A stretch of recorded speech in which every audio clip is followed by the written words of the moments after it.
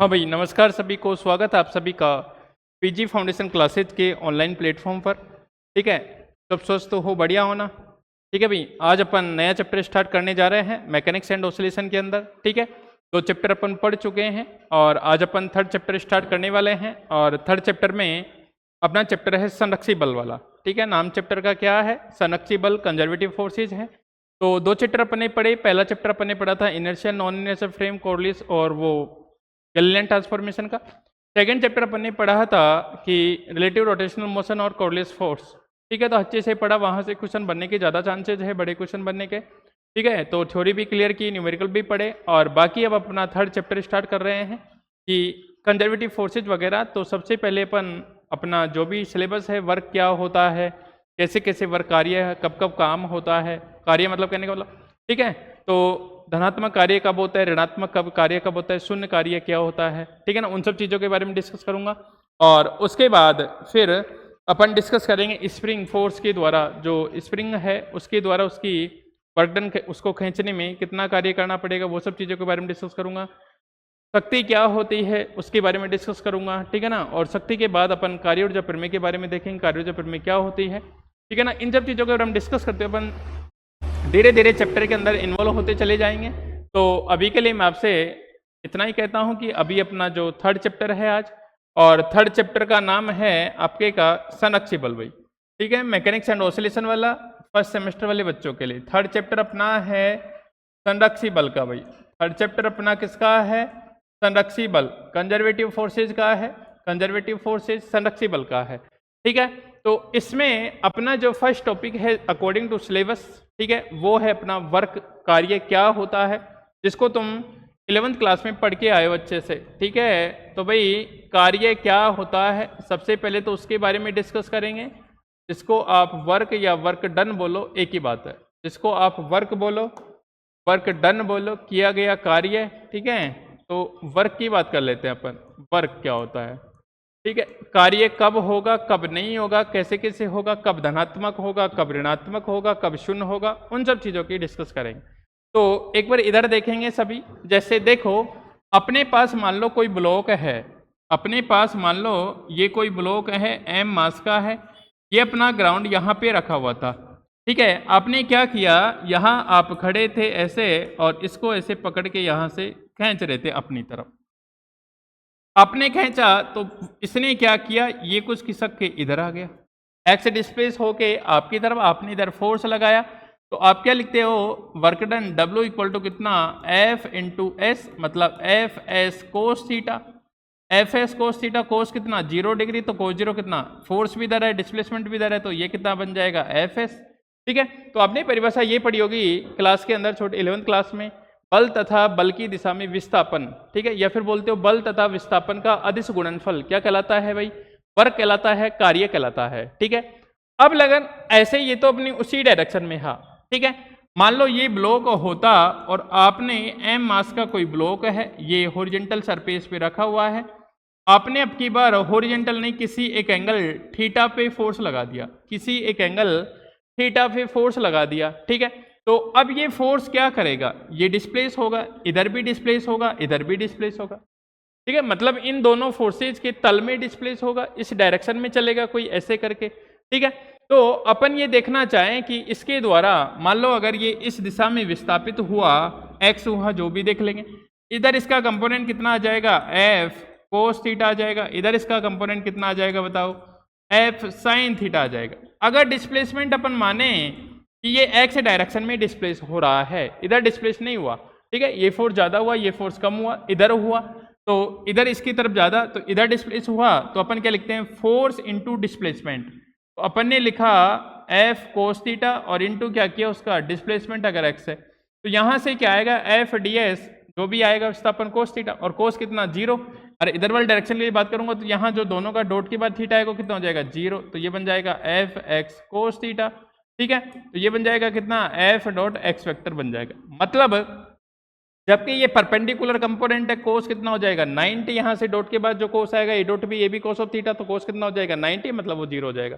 कहने का मतलब ये हुआ कि अगर विस्थापन, अगर जो फोर्स है विस्थापन के परपेंडिकुलर है, फोर्स है विस्थापन के क्या है, परपेंडिकुलर है, तो उसके द्वारा कोई कार्य नहीं किया जाएगा, कोई कार्य नहीं किया जाएगा। तुमने एग्जाम्पल भी सुना होगा अच्छा कि इक्वली प्लेटफॉर्म पे अपने ऊपर कुछ सामान रख के चल रहा है तो गुरुत्वीय बल के अधीन किया गया कार्य उसका कितना है, 0 है। क्यों? वो प्लेटफॉर्म पे ऐसे चल रहा होता है, प्लेटफॉर्म पे ऐसे जी कहाँ लगा रहता है, नीचे, विस्थापन इस वाली डायरेक्शन में, फोर्स नीचे, ये कितना हो गया 90, तो ये इसके परपेंडिकुलर हो गया। फोर्स कितना हो गया उसके डिस्प्लेसमेंट के परपेंडिकुलर हो गया। परपेंडिकुलर डायरेक्शन में जब भी फोर्स लगता है डिस्प्लेसमेंट के तो परपेंडिकुलर कंपोनेंट द्वारा कोई कार्य नहीं किया जाएगा, कोई कार्य नहीं किया जाएगा। इस चीज का आप ध्यान रखेंगे, ओनली उसके द्वारा ही वर्क डन होगा, या तो परपेंडिकुलर कंपोनेंट नहीं होना चाहिए। एक चीज ध्यान रखना, अगर फोर्स का कोई भी कंपोनेंट, जो भी कंपोनेंट अगर डिस्प्लेसमेंट के क्या है, परपेंडिकुलर डायरेक्शन में है, तो उसका कोई वर्क डन कैलकुलेट नहीं होगा। चलो ठीक है। एक दूसरी चीज ऐसे पढ़ोगा, अगर डी डब्ल्यू है और ये कितना बना एफ डी आर, ऐसे पढ़ते थे आप कोस थीटा। अब ये 0 होने का मतलब थीटा 90 हो जाए, परपेंडिकुलर 0, डिस्प्लेसमेंट भी 0 हो सकता है तो भी वर्क डन कितना हो जाएगा, 0, या फिर क्या फोर्स ही 0 तो भी वर्क डन कितना हो सकता है, 0। तो वर्क डन 0 होने के अलग अलग कंडीशन है कि मान लो आप दीवार को पुश कर रहे हो और दीवार अपनी जगह से तुमने खूब फोर्स लगा रहे हो, फोर्स भी लगा रहे हो, और उसी डायरेक्शन में दीवार डिस्प्लेस ही नहीं हो रहा, दीवार क्या नहीं कर रहा, डिस्प्लेस नहीं हो रहा, विस्थापित नहीं हो रहा, तो दीवार का विस्थापन कितना हो गया, 0। तो मतलब आपके द्वारा किया गया कार्य क्या होगा, 0। अरे इसका मतलब ये नहीं ना आपने काम ही नहीं किया, आप काम कर रहे हो, आपको थकान भी होगी, लेकिन फिजिकली मैं बोल रहा हूँ भौतिक रूप से कि आपने कोई भी कार्य नहीं किया गया। क्यों? फिजिक्स की लैंग्वेज में कार्य तभी पॉसिबल होता है जब बल हो, विस्थापन हो, है ना, और किसी डायरेक्शन में हो। अगर परपेंडिकुलर तो भी नहीं, है ना, हो सकता है 180 अपोजिट डायरेक्शन में हो सकता है। जैसे आप कुएं से पानी खींचते हो, ठीक है, तो विस्थापन ऊपर की ओर, फोर्स लग रहा है mg नीचे की ओर, तो ग्रेविटेशनल फोर्स द्वारा किया गया कार्य वर्क डन कितना होता है, वहां भी ऋणात्मक कार्य होता है। वहां कितना होता है, ऋणात्मक कोस 180 होता है, फोर्स नीचे और आप ऊपर की ओर आ रही बाल्टी आप खींच रहे हो तब, ठीक है, तो विस्थापन ऊपर की ओर है, फोर्स नीचे की ओर लग रहा है, तो 180, तो वहां को अपना कैसा कार्य आएगा, ऋणात्मक कार्य आएगा। तो इस चीज से ये तो स्पष्ट हो गया कि जो कार्य है वो धनात्मक, ऋणात्मक, शून्य हो सकता है, जो डिपेंड करता है थीटा पे कि बल तथा विस्थापन के बीच कितना डिग्री का एंगल है, या फिर डिपेंड करेगा फोर्स और डिस्प्लेसमेंट की वैल्यू पे कि फोर्स और डिस्प्लेसमेंट की वैल्यू क्या क्या है। ठीक है, तो अपन चलते हैं कार्य की परिभाषा लिखते हैं, फिर एक एक को अच्छे से अपन डिस्कस करते हैं भाई। तो कार्य की परिभाषा लिख लो एक बार, तो आप जो लिख के लाए हो वही सेम, बल तथा विस्थापन का अदिश गुणनफल। ठीक है भाई, बल तथा विस्थापन का अदिश गुणनफल, तो लिख लो बल तथा विस्थापन का अदिश गुणनफल। मैंने बताया भी था तुमको जब अदिश गुणा पढ़ाया था, फिजिकली क्या दिखाता है, अगर ए वेक्टर क्या हो, एफ वेक्टर, बी वेक्टर क्या हो, displacement vector D R vector हो, तो अदिश गुणा किसको दिखाता है, अपना वर्क डन को दिखाता है। तो मैं वही चीज लिख रहा हूँ, बल तथा विस्थापन का अदिश गुणनफल, बल तथा विस्थापन का अदिश गुणनफल, अदिश गुणनफल, बल तथा विस्थापन का अदिश गुणनफल। ठीक है भाई, क्या कहलाता है, कार्य कहलाता है। बल तथा विस्थापन का अदिश गुणनफल कार्य कहलाता है। बल तथा विस्थापन का अदिश गुणनफल क्या कहलाता है, कार्य कहलाता है। ठीक है, या फिर ऐसे लिख सकते हो, बल तथा बल की दिशा में विस्थापन, कार्य क्या होता है, बल तथा बल की दिशा में विस्थापन के गुणनफल को, बल तथा बल की दिशा में विस्थापन, बल तथा बल की दिशा में विस्थापन के गुणनफल को, बल तथा बल की दिशा में विस्थापन के गुणनफल को, विस्थापन के गुणनफल को कार्य कहते हैं भाई। विस्थापन के गुणनफल को कार्य कहते हैं। बल तथा बल की दिशा में विस्थापन, है ना, विस्थापन के गुणनफल को, विस्थापन की दिशा मतलब थीटा 0 हो गया तो कोस 0 1 बन गया, तो बल और विस्थापन का गुणनफल क्या कहलाएगा, कार्य कहलाएगा। ठीक है, मैं लिखता हूं, यदि किसी वस्तु पर बल F वेक्टर लगाने पर, F वेक्टर लगाने पर उसमें विस्थापन, देखो ds वेक्टर लिखो, dr वेक्टर लिखो, वो आपके ऊपर डिपेंड है, dx वेक्टर लिखो, कोई दिक्कत नहीं। किसी वस्तु पर बल F वेक्टर लगाने पर उसमें विस्थापन ds वेक्टर हो तो डी एस वेक्टर हो तो किया गया कार्य डी डब्ल्यू। तो डी डब्ल्यू कैसे लिख दूंगा मैं, डी डब्ल्यू इक्वल टू कितना बताओ, एफ वेक्टर डॉट कितना D S vector, F vector dot कितना डी एस वेक्टर। ये नंबर एक। यदि बल तथा विस्थापन के मध्य कोण, यदि बल एफ वेक्टर तथा विस्थापन डी एस वेक्टर तथा बल एफ वेक्टर तथा विस्थापन डी एस वेक्टर के मध्य बना कोण, के मध्य बना कोण थीटा हो तो, के मध्य बना कोण थीटा हो तो भाई कैसे लिखोगे आप, अदिश गुणनफल आप पढ़ के आए हो, तो यहाँ लिखोगे कितना, बना देता हूँ एक बार आपके लिए। मान लो अपना फोर्स लग रहा है, डिस्प्लेसमेंट हो रहा है इस डायरेक्शन में, तो मैंने डी एस वेक्टर बोल दिया, ठीक है। और फोर्स का कोई ये वाला अपना डायरेक्शन है, ठीक है, फोर्स का दोनों एक दूसरे से कहाँ है, थीटा डिग्री पे है। तो यहाँ कितना बन जाएगा, डी डब्ल्यू इक्वल टू कितना एफ वेक्टर डॉट कितना डी एस वेक्टर। तो ये बन जाएगा कितना, एफ का परिमाण, क्या आएगा भाई, एफ का परिमाण, और ये बन जाएगा डी एस का परिमाण, और ये बन जाएगा कोस थीटा। तो मैं यहाँ से डी डब्ल्यू लिखूँ तो इसको ऐसे लिख सकता हूँ, F D S cos theta, या फिर डब्ल्यू निकालना चाहूँ तो दोनों तरफ क्या कर दूंगा, समाकलन कर दूंगा। ये बन जाएगा कितना, F D S cos theta. तो ये आ जाएगा डब्ल्यू, और इसको ऐसे भी लिखो चाहे ऐसे लिखो, दोनों एक ही बात है, ठीक है। अब जब F D S cos theta आ गया तो कार्य आ गया अपना। तो मैं यहाँ से लिखता हूँ भाई, थोड़ी चीज़ें लिखना चाहूँगा। डी डब्ल्यू बराबर कितना है, फिर से एफ वेक्टर डॉट कितना डी एस, और इसी को कितना लिख दूंगा, F D S cos theta. यहीं से मैंने कितना लिख दिया, F D S cos theta. तो ये अपना कार्य का फॉर्मूला आया। अगर टोटल चाहिए तो मैं इंटीग्रेशन कर दूंगा वहाँ से जहाँ तक चाहिए जो भी है, ठीक है भाई। अब अपन थोड़ी सी चर्चा कर लेते हैं कि कार्य कैसी राशि है। अदिश गुणनफल से मिला तो पहली बात तो अदिश राशि है, अदिश गुणनफल से मिला तो पहली बात तो अदिश राशि है। मात्रक क्या हो जाएगा, जूल हो जाएगा। मात्रक क्या हो जाएगा भाई, जूल, ऐसे लिखते हैं जैसे, और मात्रक कितना हो जाएगा अपना, जूल हो जाएगा। मात्रक जूल हो जाएगा, अदिश राशि है। और तीसरी बात करूँ तो क्या लिखूँ भाई, वीमा लिखना चाहूँ तो वीमा तुम जानते हो अच्छे से। अगर इसकी वीमा लिखना चाहूँ डब्लू की, तो डब्लू हो जाएगा कितना बताओ, एम एल टू, और टी माइनस कितना 2 हो जाएगा। फोर्स का एम एल टी माइनस 2 होता है, और एक डिस्प्लेसमेंट ओवरहेड हो जाएगा, तो एम एल टू कितना हो जाएगा, टी माइनस 2। अदिश राशि होती है, क्यों, अदिश गुणनफल से मिलती है, अदिश राशि होती है, ठीक है। और मात्रा क्या होता है, जूल लिखो, या फिर ऐसे जूल लिखो, या फिर अर्ग लिखो, सीजीएस में लिखो तो, ठीक है। और 1 जूल 10 का 7 अर्ग होता है। वीमा इसका ये होता है, M L two T minus 2 हो जाएगा। वीमा क्या हो जाएगा, M L two T minus 2 हो जाएगा। यहाँ तक कोई दिक्कत नहीं है। अब अगर अपन कुछ डिस्कस करें यहाँ से कि कार्य कब धनात्मक, कब ऋणात्मक, कब शून्य होगा, तो उन सब के केस की अपन चर्चा कर लेते हैं, ठीक है। या फिर एक चीज और बता देता हूँ आपको थोड़ी यहाँ से, ठीक है ना। इसको अपन रेखीय समाकलन की फॉर्म में भी ज्ञात करते हैं, तो और रेखीय समाकलन की फॉर्म में कैसे ज्ञात करते हैं वो सब चीजें भी देखते हैं। देखो भाई, है ना, रेखीय समाकलन भी बोलते हैं, वो कैसे बोलते हैं आगे डिस्कस करूंगा, ठीक है। मैंने मान लिया, माना एक कण वक्र AB के अनुदिश गति कर रहा है। माना एक कण वक्र AB के अनुदिश गति कर रहा है तथा बिंदु A का स्थिति सदिश,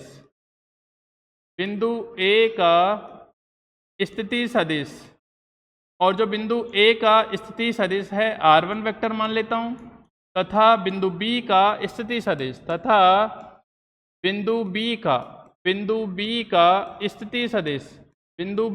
जो स्थिति सदिश है वो R2 वेक्टर है। बिंदु B का स्थिति सदिश R2 वेक्टर है। बिंदु B का स्थिति सदिश R2 वेक्टर है। तो देखो अपना कुछ कर्व इस टाइप से मान लेते हैं भाई, ये कोई अपना A पॉइंट है, ये कोई अपना B पॉइंट है, ठीक है। इस वाले कर्व पे चल रहा है, इसका पोजीशन वेक्टर R1 वेक्टर और इसका पोजीशन वेक्टर कितना R2 वेक्टर है। इसका पोजीशन वेक्टर R1 वेक्टर और इसका पोजीशन वेक्टर कितना है भाई R2 वेक्टर है। यहाँ तक कोई दिक्कत नहीं है आपको, चलो ठीक है। मैंने क्या माना, एक स्मॉल एलिमेंट माना भाई यहाँ पे, यहाँ अगर मैं कोई स्मॉल एलिमेंट मानता हूँ डी आर वेक्टर मान लेता हूँ, डी आर वेक्टर है जिसमें जो फोर्स लग रहा है वो एफ वेक्टर पार्टिकल तब यहाँ था, उसका position vector D R vector, यहाँ फोर्स लग रहा है। अगर मैं यहाँ से डी आर वेक्टर को लिखना चाहूँ, देखो डी आर वेक्टर को मैं ऐसे लिखूंगा डी आर वेक्टर, तो ये परिमाण होगा और इसकी कोई डायरेक्शन आएगी, इसकी कोई क्या आएगी डायरेक्शन, मान लो एन के पाई आर के पाई जो भी आई, जैसे अपन लिखते हैं d are vector equal to कितना डी आर आर कैप, ठीक है। तो आर कैप क्या आती है, इसकी डायरेक्शन आती है। उसी प्रकार से मैं यहाँ इसकी डायरेक्शन देखना चाह रहा हूँ लाइन एलिमेंट की डी आर वेक्टर, तो मैंने यहाँ किया टेंजेंट डाला, और अगर ये कोई पी पॉइंट है और ये कोई टी है तो इसका मैं मान लूँ एकांक सदिश पी टी कैप, जैसे तुम पढ़ के आए हो, ठीक है। तो मैं यहाँ और ये एंगल अगर मैं दिखाना चाहूँ, ये एंगल मैं दिखा दूँ थीटा है, ये एंगल कितना है थीटा, तो यहाँ से एकांक सदिश कितना बना अपना पी टी कैप, एकांक सदिश है ये क्या है भाई, एकांक सदिश क्या है अपने पास पी टी कैप है। अब देखो भाई, अगर मैं यहाँ से मैंने डी आर विस्थापित किया तो किया गया कार्य की बात करूँ मैं डी डब्ल्यू, तो अगर डी डब्ल्यू की बात करूँ तो वो आएगा F vector dot D R vector. अब डी आर तो कैसे, डी आर और इधर कितना बताओ P T cap, D R और डी आर की डायरेक्शन क्या है बताओ पी टी कैप, तो ये मैंने लिखा डी आर और यहाँ लिख दिया मैंने उसका एकांक सदिश लिख दिया, परिमाण और दिशा क्या हो जाएगा वेक्टर बन जाएगा। तो यहाँ से अपना बना डी डब्ल्यू और ये बन जाएगा एफ वेक्टर डॉट कितना D R vector, F vector dot कितना डी आर वेक्टर बन जाएगा, ठीक है। यहाँ से कोई दिक्कत नहीं है, एफ वेक्टर डॉट कितना बन गया डी आर बन गया। अब देखो एफ डी आर अगर दोनों के बीच का एंगल थीटा है तो एफ डी आर क्या लिख दूं, कोस थीटा लिख दूं, एफ डी आर कितना लिख दूं भाई कोस थीटा लिख दूं, इसको एफ डी आर क्या बोल दूं कोस थीटा। अगर यहाँ से मैं लिखना चाहूँ टोटल और दोनों के बीच का एंगल थीटा तो ये बनेगा डब्लू और ये बनेगा इंटीग्रेशन कितना एफ डॉट डी आर, और इसी को लिख सकता हूँ मैं कितना एफ डी आर और ये बना कितना कोस थीटा, एफ डी आर कितना बना कोस थीटा। और इसी को बोलते हैं अपन रेखीय समाकलन, इसी को अपन क्या बोलेंगे भाई रेखीय समाकलन भी बोलते हैं। रेखीय समाकलन एक लाइन के अलोंग हो रहा है, एक वक्र के अलोंग हो रहा है, तो रेखीय समाकलन बोलते हैं, ठीक है।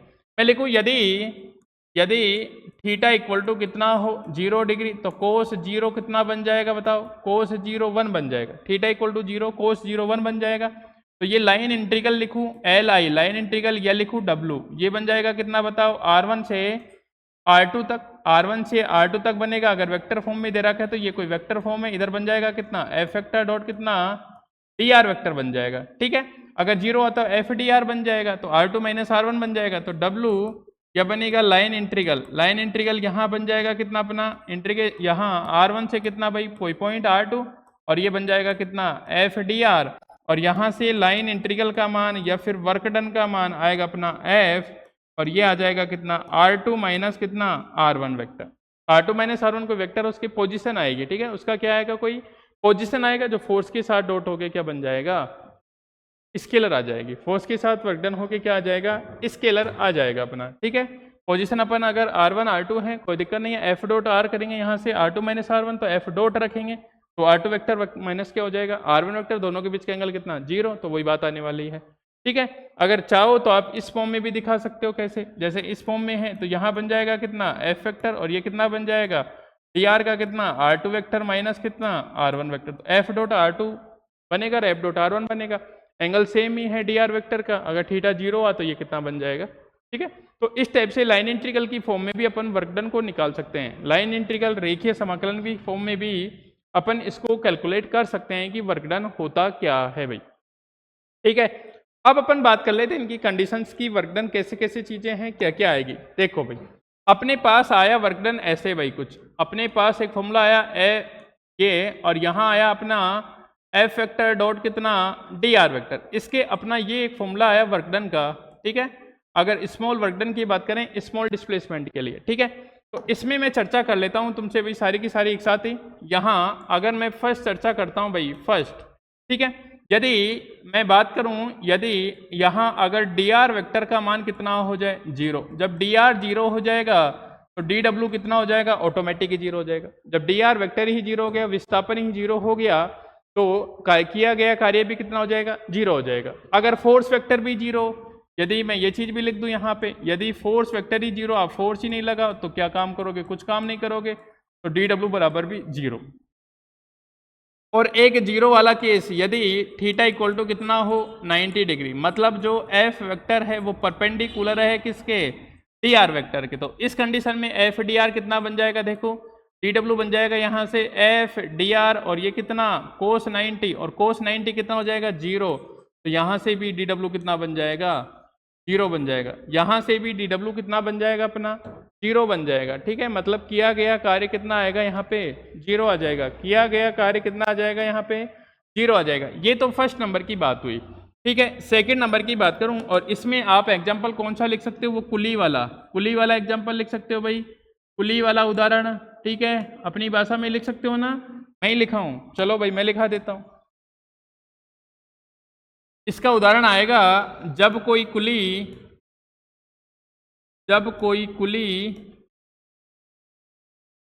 सामान सिर पर सामान को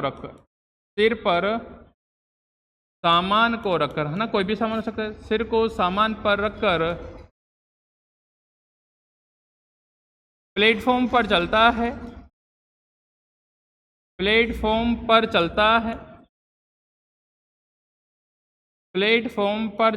है, तो गुरुत्वीय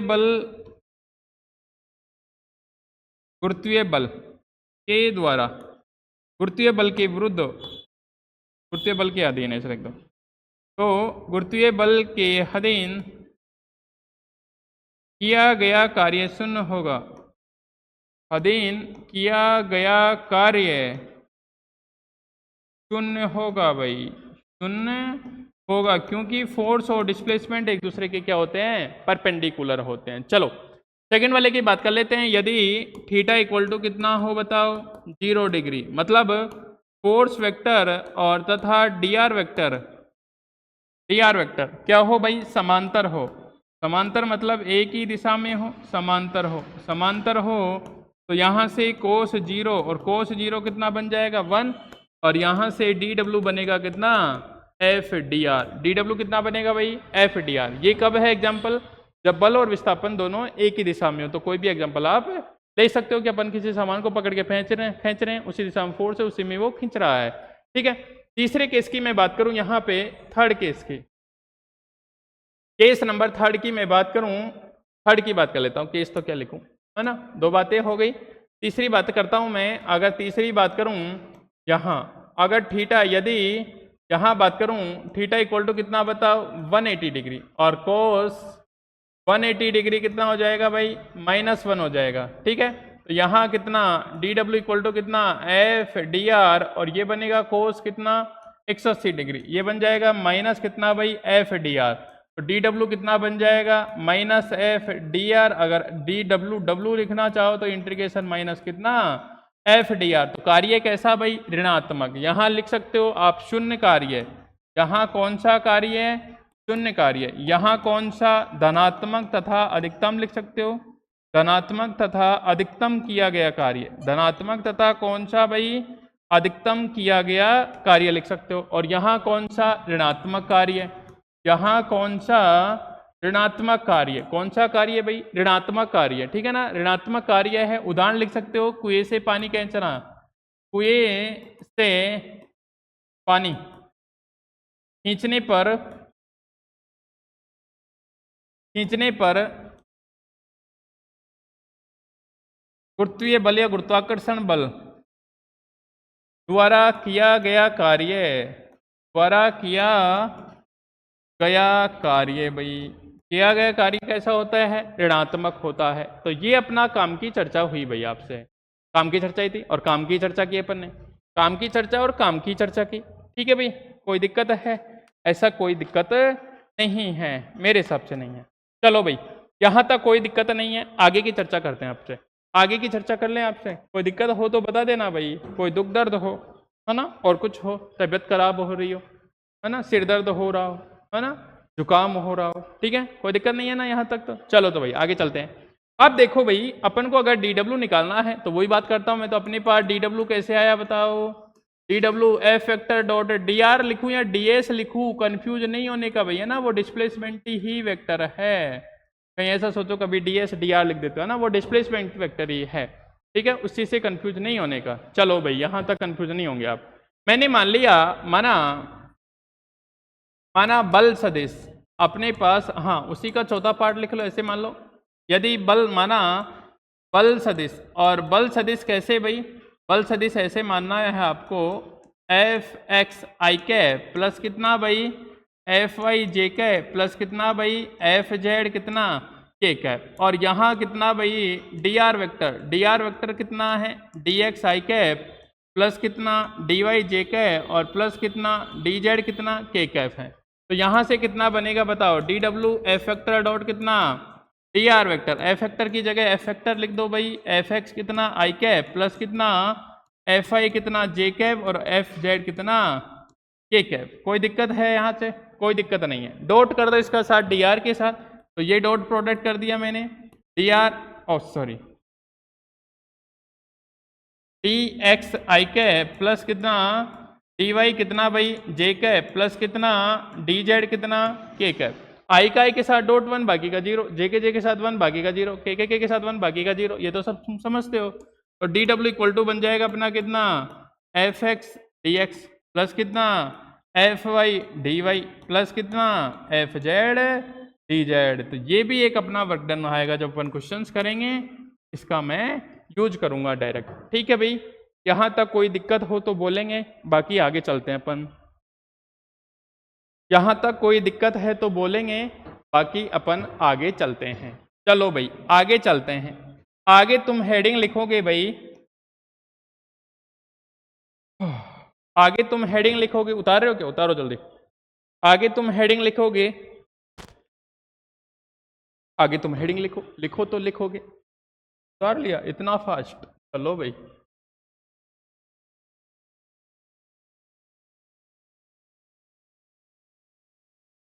हाँ, आगे हेडिंग लिखते हैं अपन। हाँ, स्प्रिंग को खींचने में किया गया कार्य या स्प्रिंग बल द्वारा किया गया कार्य, स्प्रिंग को खींचने में, स्प्रिंग देखिए ना आपने, स्प्रिंग को खींचने में किया गया कार्य या स्प्रिंग फोर्स द्वारा किया गया कार्य, ऐसे भी देख सकते। आपने स्प्रिंग देखी होगी बचपन में पेन के अंदर, उसको खींचा भी होगा आपने, है ना? एक बार ऐसे पास लाएंगे फिर ऐसा खींचा होगा, फिर पास लाएंगे फिर खींचा होगा। कई बार वो खराब हो जाता है, उसको दबा के कम करते हैं कि जल्दी आ जाए ऊपर। ठीक है, वो सब किया है तुमने, है ना?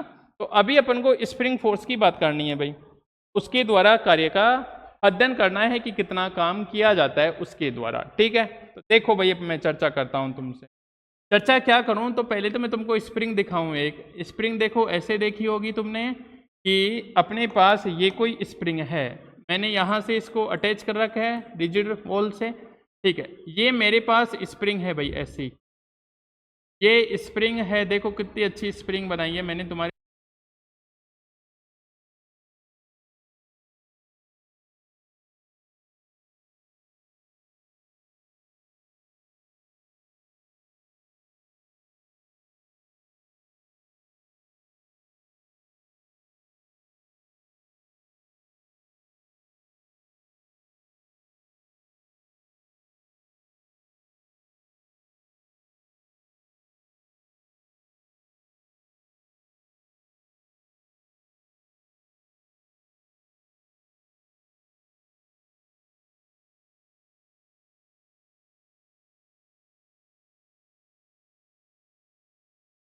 हाँ भाई देखो भाई, स्प्रिंग की बात कर रहा था मैं आपसे, है ना?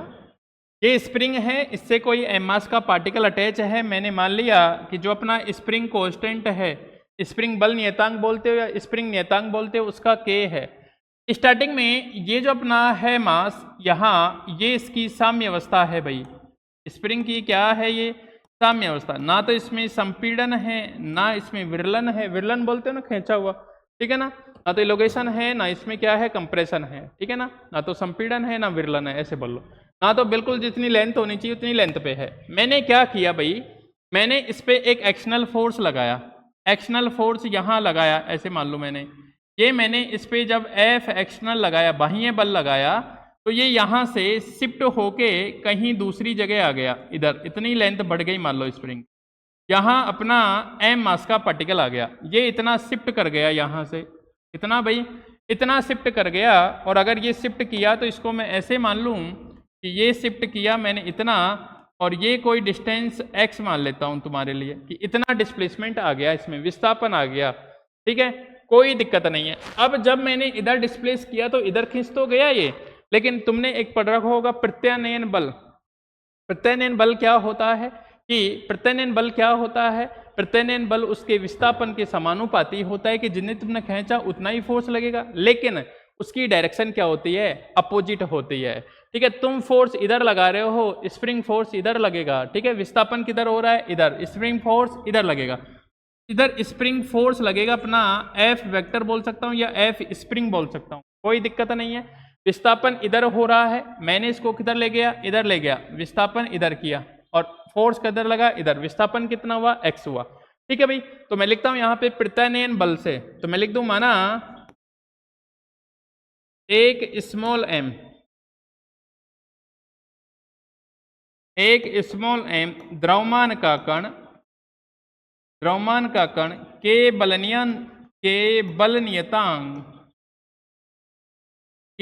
नियतांक की स्प्रिंग से जुड़ा हुआ है, कि स्प्रिंग से जुड़ा हुआ है।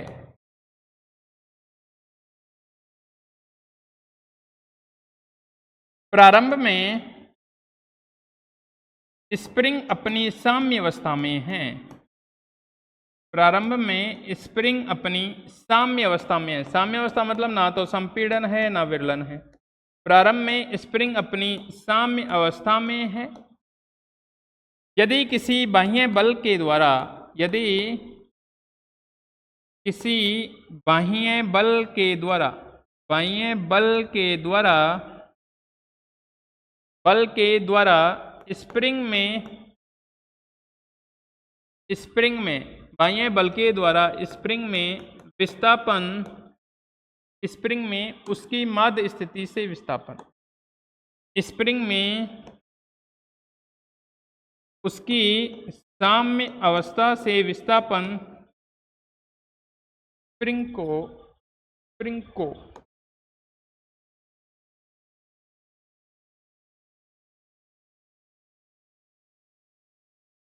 उसकी साम्य अवस्था से स्मॉल एक्स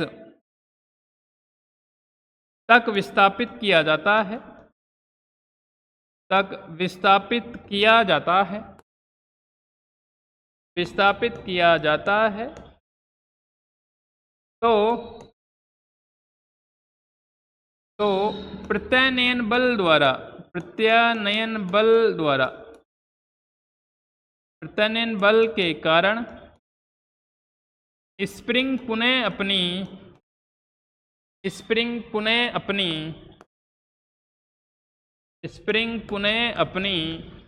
साम्य अवस्था में, स्प्रिंग पुनः अपनी साम्य अवस्था में आने की कोशिश करती है, आने की कोशिश करती है, स्प्रिंग पुनः अपनी साम्य अवस्था में आने की कोशिश करती है, स्प्रिंग पुनः अपनी साम्य अवस्था में आने की कोशिश करती है भाई। ठीक है भाई, तो मैं बात करता हूं, चूंकि प्रत्यानयन बल, रिस्टोरिंग फोर्स बोलते हो जिसको तुम, प्रत्यानयन बल, और प्रत्यानयन बल कैसे, एफ फैक्टर स्प्रिंग फोर्स बोल सकते हो, विस्थापन के क्या होता है, समानुपाती, तो एफ इक्वल टू कितना आ जाएगा, माइनस के एक्स आ जाएगा। ठीक है, अगर इसके परिमाण की बात करूं मैं, परिमाण से भाई, परिमाण से तो f इक्वल टू कितना बन जाएगा, माइनस के एक्स बन जाएगा, ये कोई नंबर एक। ठीक है भाई, यदि मैं लिखूं स्प्रिंग को dx विस्थापित करने में, यदि स्प्रिंग को dx विस्थापित करने में, स्प्रिंग को dx विस्थापित करने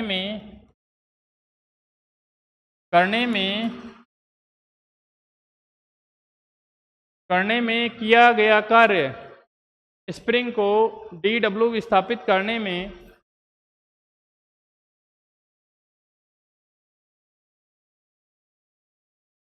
स्प्रिंग को dw विस्थापित करने में ठीक है भाई। स्प्रिंग को कितना dx अल्प विस्थापन स्थापित करने में किया गया कार्य dw हो तो अपन ने पढ़ा था dw इक्वल टू कितना एफ वेक्टर डॉट कितना dx वेक्टर। ठीक है भाई। अब एफ डॉट dx किया तो यहाँ से क्या निकलेगा अपना एफ डॉट dx। यहाँ से क्या बनेगा देखो, दो चीज़ें निकल के आएंगी, एफ का परिमाण dx का परिमाण कोस ऑफ थीटा। अब सुनो मेरी बात, अगर तुम यहाँ थीटा रखते हो, फोर्स इधर लगा, डिस्प्लेसमेंट इधर हुआ, तो थीटा इक्वल टू कितना 180 डिग्री। थीटा इक्वल टू कितना 180 डिग्री। तो थीटा 180 हुआ तो उस कंडीशन में यहाँ फोर्स का मैग्नीट्यूड रखना है जो माइनस के एक्स आ जाएगा। ठीक है, एक चीज ही लेके चलनी है आपको, कहने का मतलब ये हो गया।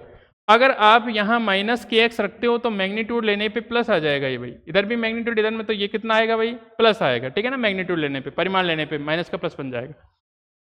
अगर यहाँ 180 रख दिया तो कोस 180 के कारण माइनस आ जाएगा। इस कंडीशन में यहाँ फोर्स का मैग्नीट्यूड रखेंगे ओनली के एक्स। ठीक है, अगर तुम यहाँ 0 डिग्री लेके चलते हो तब यहाँ माइनस के एक्स रखोगे। दोनों चीज़ों एक साथ यूज मत कर लेना, गलत हो जाएगा। ठीक है, मैं पहले ही बता देता हूँ।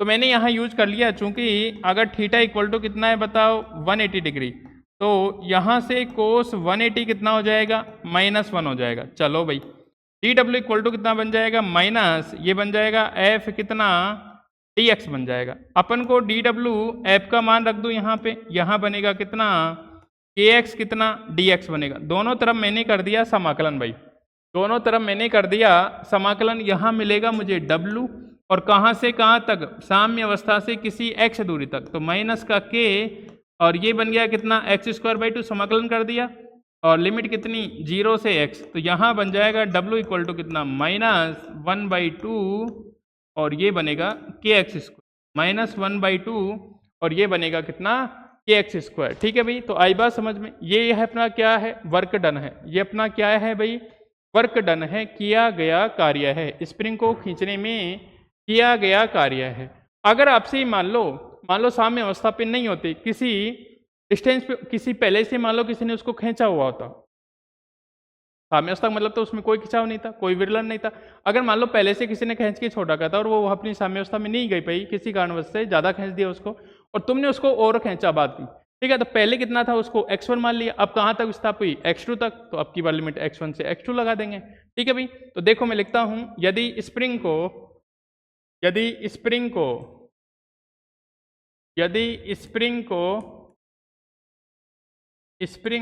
किसी स्थिति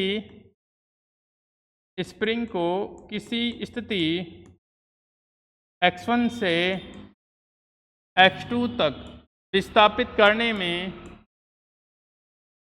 x1 से x2 तक विस्थापित करने में किया गया कार्य, तो डी डब्ल्यू इक्वल टू कितना अपना माइनस कितना बन जाएगा kx dx, इधर भी इंटीग्रेशन, इधर भी, इधर बना कितना w माइनस के बाहर आ गया, लिमिट कितनी x1 से x2 हो जाएगी, और ये बन जाएगा कितना x ds। तो यहाँ w बनेगा माइनस के, और ये बनेगा x²/2, और ये बनेगा x1 से कितना x2, तो w इक्वल टू कितना बन जाएगा माइनस के, और ये कितना बन जाएगा x2² माइनस कितना x1² अपॉन कितना 2। तो यहाँ से वर्क डन आएगा, यहाँ से कार्य की वैल्यू आई अपने पास w इक्वल टू -1/2 k, और ये कितना x2² माइनस कितना x1²। ये अपना कार्य का मान आया भाई। ये अपने पास क्या आई, कार्य की वैल्यू आई कि इतना काम आपको स्प्रिंग को खींचने में करना पड़ेगा, अगर वो किसी पोजीशन x1 से पहले खींची हुई है, और आपने उसको कहाँ तक खींचा x। अब इसमें यही है, यदि मैं देखो यहाँ पे अगर वही बात, यदि x1 इक्वल टू कितना साम्य अवस्था पे हो, तो x2 इक्वल टू कितना हो जाएगा x, इसमें रखूंगा, तो w इक्वल टू कितना बन जाएगा -1/2 k, ये कितना हो जाएगा x² माइनस 0², तो वही आ जाएगा w इक्वल टू कितना -1/2, और ये बन जाएगा कितना kx² बन जाएगा। -1/2 कितना बन जाएगा भाई kx² बन जाएगा। कोई दिक्कत है यहाँ तक? मेरे हिसाब से कोई दिक्कत नहीं होनी चाहिए। ठीक है, हाँ, ये अपना स्प्रिंग को खींचने में किया गया कार्य कहा गया कि कितना काम अपन को करना पड़ेगा। स्प्रिंग की जब पोटेंशियल एनर्जी पढ़ेंगे तब मैं पढ़ाऊंगा इसको, लेकिन वहाँ पोटेंशियल एनर्जी पॉजिटिव में आती है, वहाँ कितने में आएगी भाई पॉजिटिव में आएगी उस चीज़ का। ठीक है, नेक्स्ट टॉपिक की तरफ चलते हैं, अपन शक्ति की बात कर लेते हैं। ठीक है भाई, शक्ति की बात कर लेते हैं अपन यहाँ पे कि शक्ति क्या होती है। तुम पढ़ के भी आए हो शक्ति के बारे में, जिसको आप क्या बोलते हो, पावर बोलते हो भाई, पावर। आप क्या बोलोगे उसको, पावर बोलोगे। शक्ति को आप क्या बोलोगे भाई, पावर। शक्ति क्या होती है बताओ, शक्ति क्या होगी, कार्य करने की दर, या बोलते हो आप कार्य करने की क्षमता। कोई कण, कोई पिंड, मशीन, व्यक्ति जो भी हो, उसके अगर कार्य करने की क्या है दर, वही क्या कहलाती है, कितना काम कितने टाइम में कितने बिना थके कोई काम कर रहा है, तो उसका क्या हो गया, पावर। किसी का पावर ज़्यादा होता है, किसी का पावर कम होता है। कोई जल्दी थक जाता है काम करते, कोई थकता ही नहीं है, कोई दिन भर ही काम करता रहता है। ठीक है ना, वो सब चीज़ें लगे कि किसी की मजबूरी होती है ना, उन चीज़ों से दूर बात कर रहा हूँ मैं। ठीक है, तो अपन बात कर लेते हैं पावर का। तो पावर का परिभाषा क्या हो जाएगा, तुमने पढ़ा होगा फॉर्मूला P बराबर W/T, है ना। तो कार्य करने की क्या हो गई, T का डिवाइड कर दिया तो दर हो गई। तो कार्य करने की क्षमता भी बोलते हैं या कार्य करने की दर भी बोलते हैं, तो उसी को अपन क्या बोलेंगे, शक्ति बोलेंगे। ठीक है, तो शक्ति की बात कर लेते हैं। किसी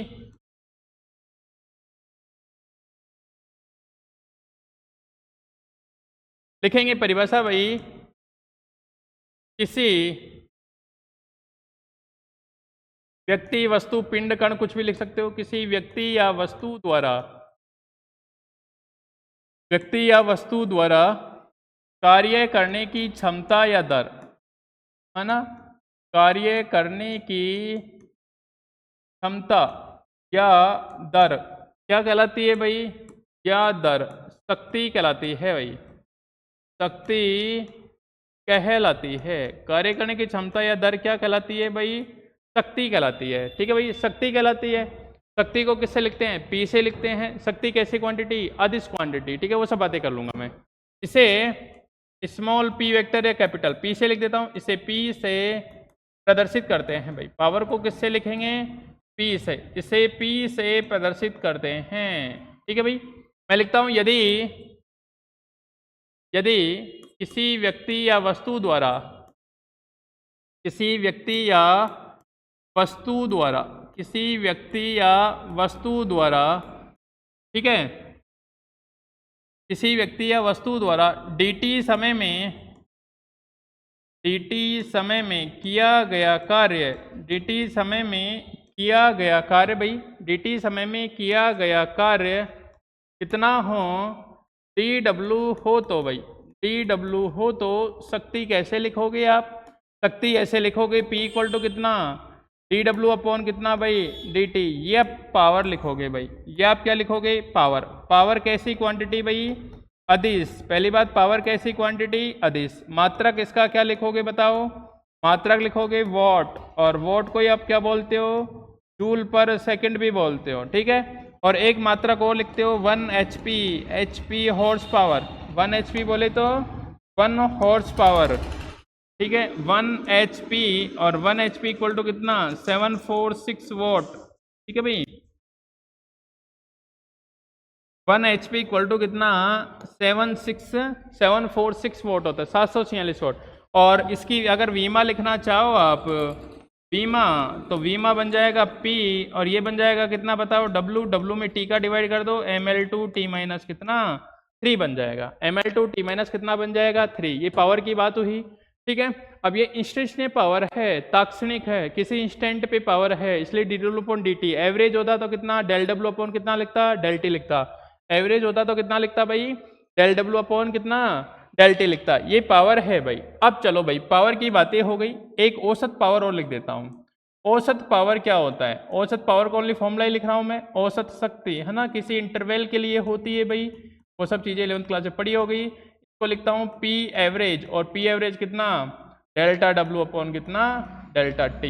डेल्टा W अपॉन कितना, डेल्टा T किसी इंटरवल के लिए डिफाइन होता है औसत शक्ति। ठीक है भाई, ये हो गया, यहाँ तक कोई दिक्कत नहीं है। शक्ति P से लिखते हैं, अदिश राशि होती है, मात्रा वोट जूल पर सेकंड, HP 746 वॉट, इसकी वीमा हो गई। ठीक है, आगे की बातें करते हैं। चूंकि अपने पास शक्ति कितना P, और P इक्वल टू कितना, dW अपॉन कितना भाई अपने पास, dt।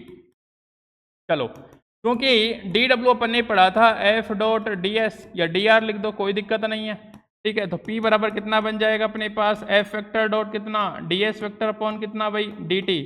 अगर इसको ऐसे लिखूं मैं, F वेक्टर डॉट कितना, ds वेक्टर अपॉन कितना, dc। विस्थापन में परिवर्तन की दर क्या हो जाएगी, वेलोसिटी हो जाएगी। चूंकि यहाँ बना v वेक्टर और ये बन जाएगा कितना ds वेक्टर अपॉन कितना dt, और यहाँ से बनेगा पावर, पावर बन जाएगा अपने पास कितना f वेक्टर डॉट कितना v वेक्टर। इसी को अपन क्या बोलते हैं, शक्ति का दूसरा फॉर्मूला भी है।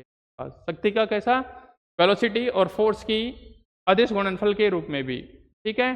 तो ये अपनी शक्ति थी भाई, ये अपनी क्या थी, शक्ति, आज की शक्ति ये, ठीक है। नेक्स्ट अपन जब भी लेक्चर है अपना, कल का लेक्चर रहेगा, तो कल के लेक्चर में अपन मैं बातें करूंगा तुमसे कार्य ऊर्जा प्रमेय के बारे में, कार्य ऊर्जा प्रमेय क्या होती है, कैसे होती है, ठीक है। और उसके बाद मैं आपको थोड़ा जनरल पढ़ाऊंगा, जनरल पढ़ाने के बाद मैं फिर से टॉपिक पे आऊंगा, ठीक है। तो थोड़ा जनरल जो अपन ईएमटी में पढ़ेंगे उसके बारे में डिस्कस करेंगे, ग्रेडियंट क्या होता है, डाइवर्जेंस क्या होता है, कर्ल क्या होता है, सोलेनोइड वेक्टर क्या होता है, ठीक है ना। कंजर्वेटिव फील्ड किसको बोलेंगे अपन, है ना। सेंट्रल फोर्सेस, सेंट्रल प्रॉब्लम क्या होती है, सेंट्रल फोर्स किसको बोलेंगे, केंद्रीय बल, वो सब चीजें हैं। संरक्षी क्षेत्र क्या होता है, असंरक्षी क्षेत्र क्या होता है, संरक्षी क्षेत्र की डेफिनेशन, असंरक्षी की डेफिनेशन, ठीक है। वो सब चीजें फिर अपन क्वेश्चंस करेंगे इसके, है ना। तो ये सब चीजें अपन डिस्कस करेंगे। तो आज के लिए तो इतना ही, बाकी कल, है ना। अच्छे से देखते रहो, साथ में नोट्स बनाते रहिए, और अगर कोई भी प्रॉब्लम हो तो उसको साथ साथ पूछते रहिए, ठीक है। कैसी भी प्रॉब्लम हो, जल्दी अपना फर्स्ट यूनिट कंप्लीट हो जाएगा यहाँ पे, ठीक है। फिर अपन सेकंड यूनिट की ओर बढ़ेंगे, है ना। रही बात वो जो चैप्टर ऐड हुआ है वो मैं पढ़ाऊंगा, ठीक है, लेकिन कब, जब अपना कंप्लीट सिलेबस हो जाएगा तो लास्ट में वो चैप्टर को मैं कराऊंगा, वो मेरी जिम्मेदारी है, ठीक है। अभी के लिए आपको जितना पढ़ाया जा रहा है उसको अच्छे से पढ़िए, शानदार नोट्स बनाइए, सब कुछ चीज़ें प्रॉपर वे से, ठीक है भाई। ओके, मिलते हैं कल, ठीक है। थैंक यू भाई।